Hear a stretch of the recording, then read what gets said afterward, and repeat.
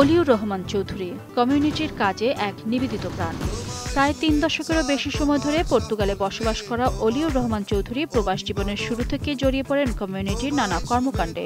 ১৯৯৩ সালে পর্তুগালে পাড়ি জমিয়ে অল্প দিনের মধ্যে মার্চেন্টাইজার অব ক্লথেস ইম্পোর্ট এক্সপোর্ট নামের নিজ ব্যবসা প্রতিষ্ঠান শুরু করেন। অক্লান্ত শ্রম, কর্ম, অসম্ভব মেধা আর প্রচেষ্টা এবং সততার বদৌলতে অলিউর রহমান প্রতিষ্ঠিত একজন ব্যবসায়ীর সুনাম অর্জন করেন আর নিজস্ব ব্যবসা প্রতিষ্ঠানগুলোতে প্রবাসী বাংলাদেশির কর্মসংস্থানের ব্যবস্থা করেন।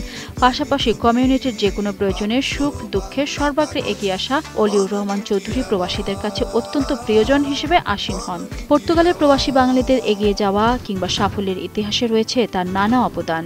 বিশেষ করে বৈধ কাগজপত্রহীন প্রবাসীদের সহযোগিতায় তার হাত প্রসারিত ছিল সর্বদাই।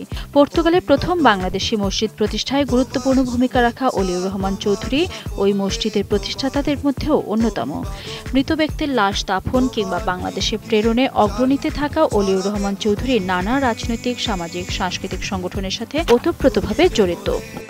দেশেও অসহায় দরিদ্র মানুষের সহযোগিতার পাশাপাশি অলিউর রহমান চৌধুরী বিভিন্ন মসজিদ মাদ্রাসায় অনুদান করে যাচ্ছেন নিয়মিতই। বাংলাদেশে তার বিভিন্ন বিনিয়োগে নিয়মিত রেমিটেন্স পাঠানোর মাধ্যমে বাংলাদেশের অর্থনীতিতেও ব্যাপক ভূমিকা রাখছেন তিনি।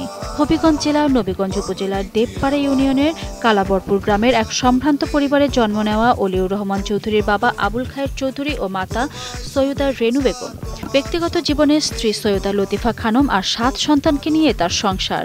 নিরহংকারী এবং প্রচার বিমুখ থেকে নীরবে নিভৃতে কমিউনিটির জন্য কাজ করে যাওয়া অলিউর রহমান চৌধুরী অনেকের কাছেই অনুকরণীয় হতে পারেন।